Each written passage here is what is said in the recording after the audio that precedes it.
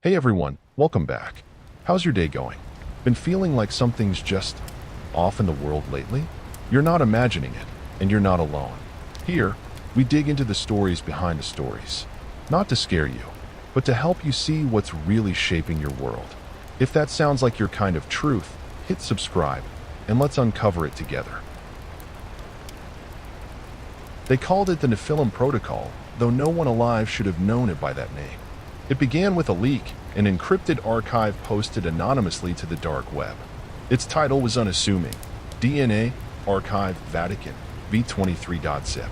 At first, it was dismissed as another hoax, but a group of independent geneticists cracked the encryption, and what they found sent ripples through the scientific underground. The files contained gene sequences, thousands of them. Not just human, but something older. Something spliced, curated, and categorized with labels written in Latin. A document titled Progenies Titanem detailed a lineage tracing back over 6,000 years. The bloodlines of kings, popes, emperors, and modern leaders were all accounted for. The common trait? A genetic marker labeled Indivinus. It didn't exist in any known genome database. The sequences exhibited impossible traits: heightened cellular repair, cognitive anomalies, and a dormant strand theorized to activate under extreme stress. The conclusion was terrifying. These were not fully human. They were descendants of the Nephilim, the ancient giants spoken of in the book of Genesis. The Vatican had known all along. In 1948, a secret conclave of cardinals, scientists, and intelligence officers formed an initiative to quietly track and monitor individuals carrying the Indivinus gene. The leaked documents revealed their mission: preserve the bloodline, suppress public knowledge, and ensure the carriers remained unaware of their true heritage. But now, that secret was out. A whistleblower known only by the codename Isaiah 13 claimed he had more. Emails, names, locations. He warned of an organization hidden in plain sight: Dominus Mundi, the Lords of the World. A group older than any government, more powerful than any corporation. They weren't just preserving the bloodline. They were preparing it. And somewhere, one of the carriers had just awakened. His name was Dr. Elijah Merrick, a geneticist once employed by a private biomedical firm with silent Vatican investors. On the surface, his work involved rare genome therapy trials. But his real assignment, buried under 5 layers of non-disclosure, was to cross-reference modern DNA samples against a classified dataset labeled E-Series. He didn't question it at first. The pay was obscene. The resources, limitless. Every subject flagged as a match was quietly removed from the study. The lab logs erased. One day, Elijah checked one of the erased IDs. A teenage girl from Istanbul, reported dead in a gas explosion weeks after her withdrawal. He checked again, and again. Every subject flagged with E-Series compatibility had died within months: accidents, disappearances, sudden medical failures. Something was being cleaned up, and Elijah was starting to see the broom. One night, unable to ignore it any longer, he ran his own DNA. The results returned in seconds. Indivinus active. It hit him like a flood. The headaches, the lucid dreams, the sudden burst of insight he couldn't explain. He remembered, at age 12, collapsing during a school trip to the British Museum, right in front of a Sumerian statue. His heart had stopped for 7 minutes, but he survived. Now he understood why. Elijah didn't sleep that night. The next morning, he disappeared.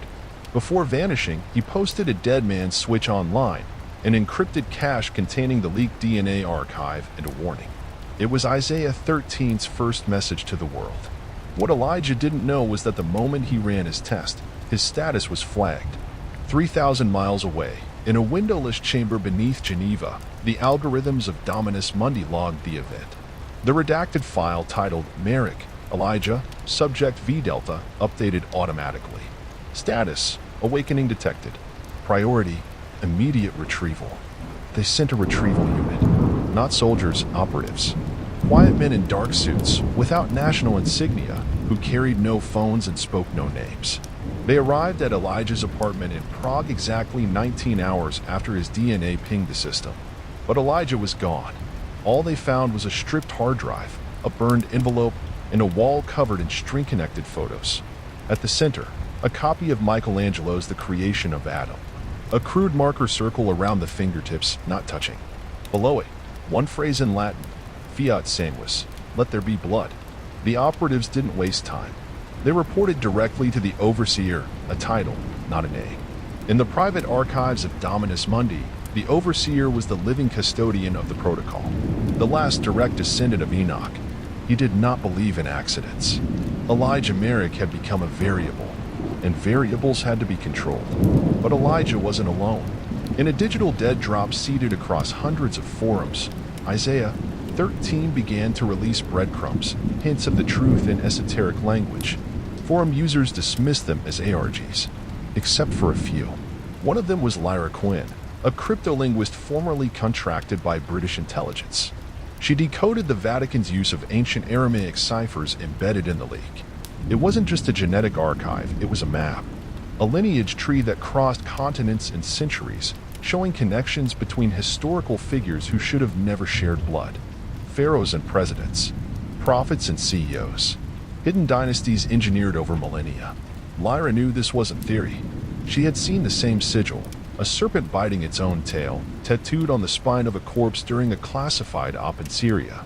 Now, that same symbol was embedded in the Merrick files. Somehow, it was all connected. The Nephilim weren't extinct.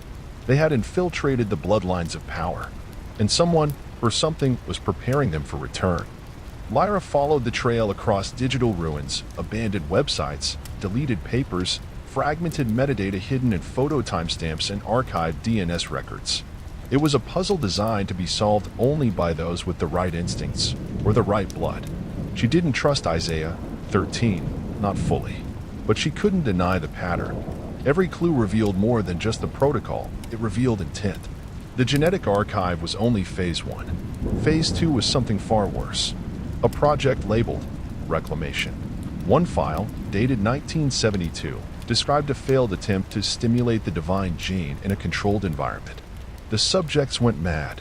Their organs calcified. Their minds fractured. One scrawled a phrase on the wall in blood before dying. They are not gods, they are parasites. Lyra's pulse didn't settle for hours after reading that line. Meanwhile, Elijah had resurfaced. Briefly, a grainy security feed from a train station in Romania showed him boarding a freight line with a duffel bag and a bloodied shirt. The video was timestamped 2:13 a.m., the same moment Isaiah 13 posted a new message. The seed is awake. The harvest is near. The message included coordinates, deep in the Carpathians, buried beneath a 12th century monastery sealed since the Black Plague. Rumors whispered of a cursed crypt, sealed off by papal decree. Locals called it the Bone Chapel, but it wasn't bones that were buried there. According to the Nephilim protocol, that site was ground zero, the place where the first modern hybrid had been born in 1243. Not through science, but ritual. A forced union of blood and will, guided by something not human. Lyra knew she had to go, but others were already en route. Dominus Mundi had dispatched a Black Choir team, operatives trained from birth to silence variables. No identity, no fingerprints, no conscience. They would reach the monastery in less than 48 hours. And they wouldn't be looking for artifacts. They'd be looking for Elijah. The monastery rose from the mist like a wounded relic. Stone walls cracked by time, ivy-like veins across its face. Beneath it, the catacombs waited, sealed for over 7 centuries, untouched by war, plague, or pilgrimage. Elijah reached it first. He descended alone, guided by dreams he didn't understand. Symbols etched into his memory as if inherited, not learned. Doors opened where there were no keys. His blood responded to the locks. The air grew heavy, metallic, alive. He found the chamber. In its center lay a slab, half altar, half operating table, surrounded by murals older than Christianity. They told a story not of creation, but invasion. Beings from the sky, clothed in light, who mated with humans and ruled as gods. Titans, Nephilim, parasites with purpose. At the far end of the room, a sarcophagus, covered in writing that pulsed faintly. He touched it, and it opened. Inside was no skeleton, no relic. Inside was a mirror, but it didn't reflect Elijah. It reflected a towering figure cloaked in light, eyes like burning glass, arms outstretched as if waiting to be reborn. The words of Isaiah 13 echoed in his mind. It's not just in your blood. It's a door, and someone's knocking. Far above, Lyra arrived too late. Smoke trailed from the monastery's east wing. Black Choir agents were already inside. Their mission, prevent awakening at all costs. But they were too late, too. Below the earth, Elijah fell to his knees, not in pain, but recognition. His body trembled. His veins glowed faintly beneath his skin. Something inside him spoke, not in words, but in memories not his own. A tower of fire, a battlefield of giants, a covenant made before time, and then silence. When the Black Choir breached the chamber, they found only the mirror. Elijah was gone. A single word pulsed on its surface in ancient script. Return. The Nephilim protocol was no longer a theory. It was an invitation, and someone had finally answered it.